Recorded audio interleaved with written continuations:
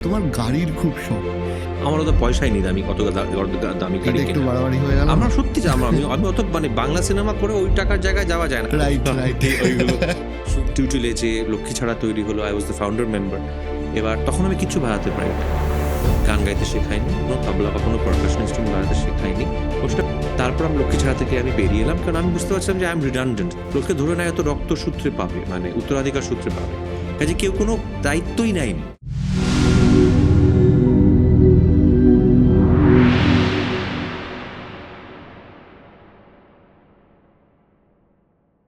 কিন্তু আমি তোমার একটা শখের কথা আলোচনা হচ্ছিল। তোমার গাড়ির খুব শখ।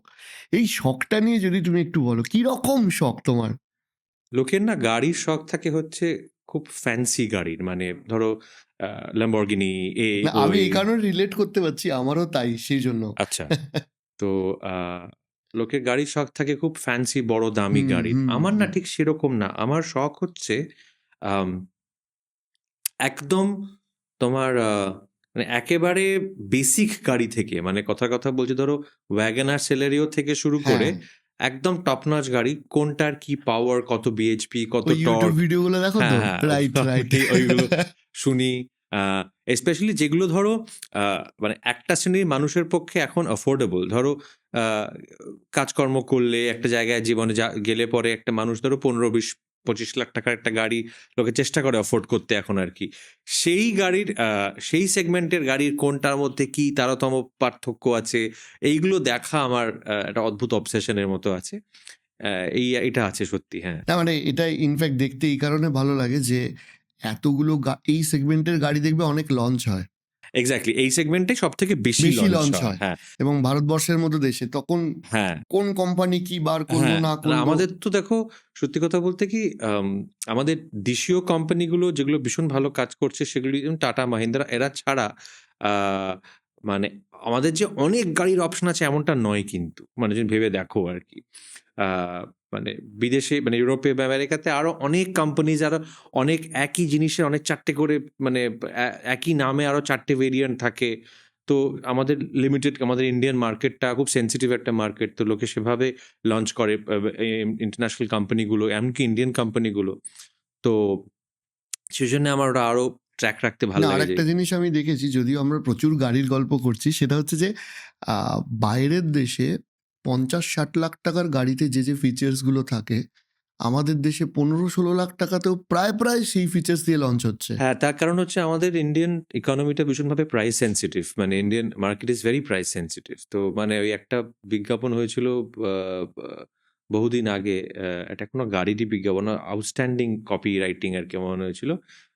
যে একটা নাসা বা এরম জায়গায় দুজন ইন্ডিয়ান গেছে এবং তাদেরকে বিজ্ঞানী বোঝাচ্ছেন যে এটা রকেট, এটা এখানে যায়, চাঁদে যায়, এরকম বোঝাচ্ছে। অনেকক্ষণ শুনেছে, শোনার পর বললো, কিতনা দেতি হ্যায়, মাইলেজ কত দেয় আর কি, বেসিক কথাটাতে এসে।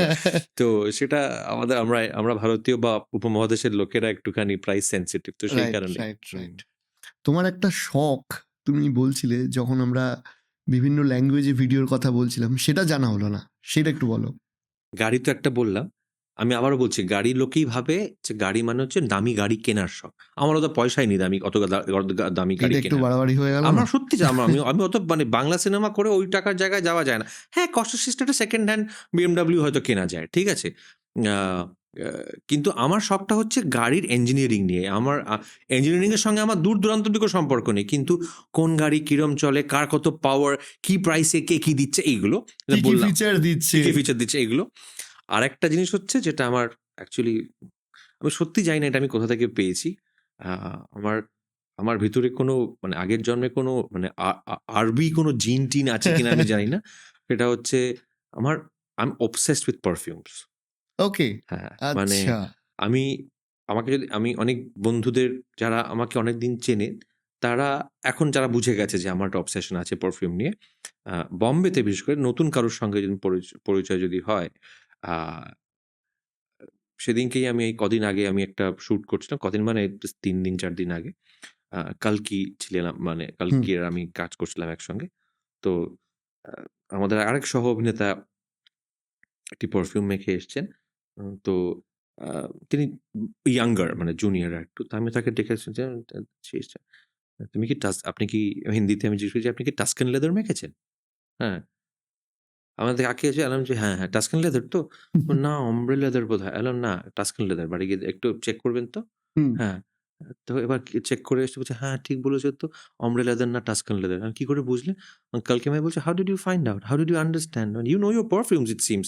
বললাম যে, "হ্যাঁ, I do because টাস্কেন লেদারের টপ নোটটা আরেকটু আ ওই যেটাকে ভেটিভার বা পাচুলি বলি আমরা, মানে একটু আরেকটু আ বন্য গাছপালা আছে ওর টপ নোটটার মধ্যে। অম্ব্রে লেদারে আরেকটু বেশি অ্যাম্বার আছে।" তো আমাকে বলছে যে, "বাপরে! তুমি তো দেখছি হ্যাঁ। প্রচুর জানো।" আমি বললাম যে, "হ্যাঁ, এটা আমার অবসেশন। আমার অত পারফিউম নেই। আছে, আছে।" আ আর আবারও বলছি, ওই দেখো কিরম হয়, যাকে একটা ইংরেজিতে কথা বলে না, "necessity is the mother of invention." Hmm, hmm. So uh দেখো সব ডিজাইনার বা নিশ পারফিউম তো কেনা যায় না। হ্যাঁ? একেকটার দাম ৩০,০০০, ৳৪০,০০০ করে। মিডল ইস্ট, মধ্যপ্রাচ্য জিন্দাবাদ। তাদের অনেকগুলো এরকম ব্র্যান্ড তারা তৈরি করেছেন, যারা মনের সুখে ওই ৪০,০০০, ৳৫০,০০০ দামের পারফিউমগুলোর ডিউপস বা ক্লোনস বানান। হ্যাঁ?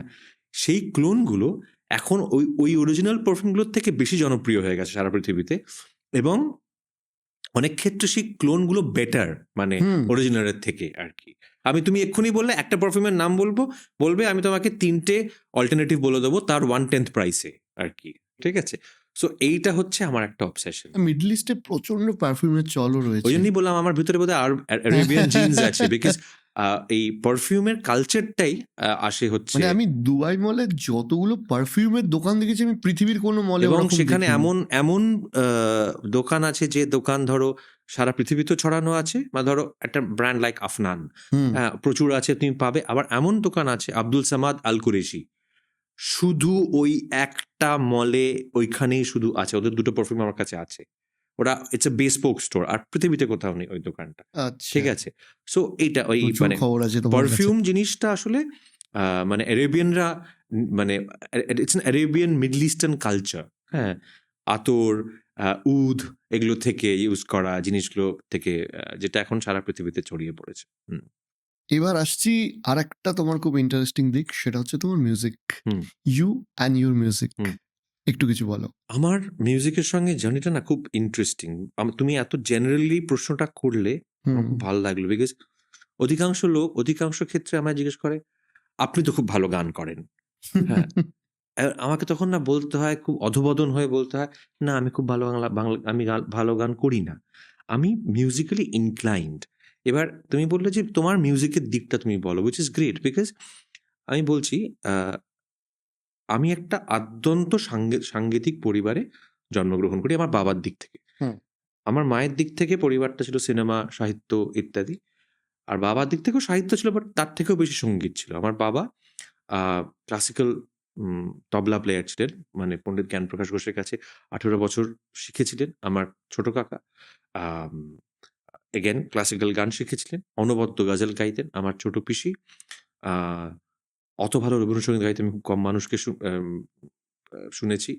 আমার ঠাকুমা ৩ ছেলেমেয়েকে তার স্বামীর অল্প বয়সে চাকরি চলে যাবার পর আম ওই হাওড়া শিবপুর অঞ্চলে আ রবীন্দ্রসঙ্গীত শিখিয়ে ৩ ছেলেমেয়েকে বেসিক্যালি মেইনলি পরিবারটা চালিয়েছিলেন আরকি। তো ঠাম্মা all the way till she died, মানে মৃত্যু অবধি ওই পুরো শিবপুর, হাওড়া ওই অঞ্চলটাতে উনি আ মানে মানে গানের দিদিমণি মানে বলে পরিচিত ছিলেন। এক কথায় সবাই চিনত। দোকান-পাট সবাই চিনত।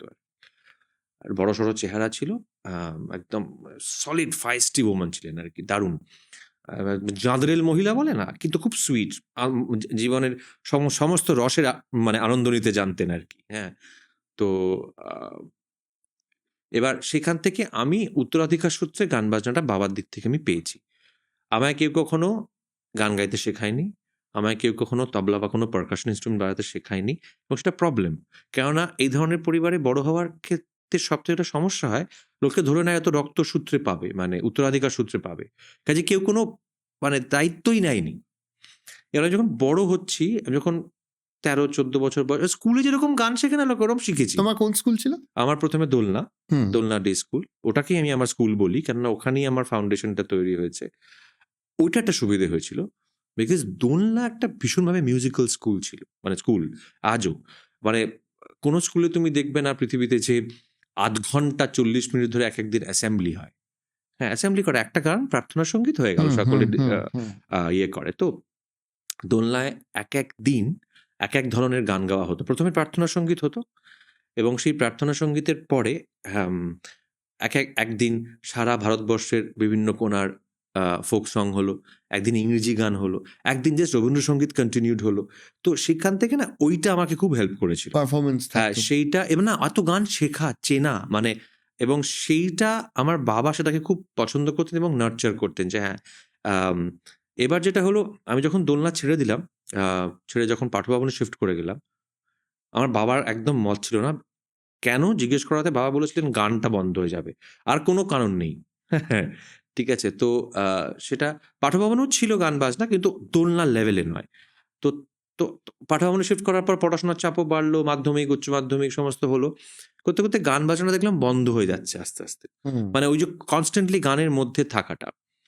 তো এর মধ্যে চেষ্টা হয়েছে যে তবলা শেখানোর মানে বাবা তবলাটা ফেঁসে গেছিল। তো একদিন বাবা নিজেই তবলাটা ছাইয়ে-টাইয়ে আনলো।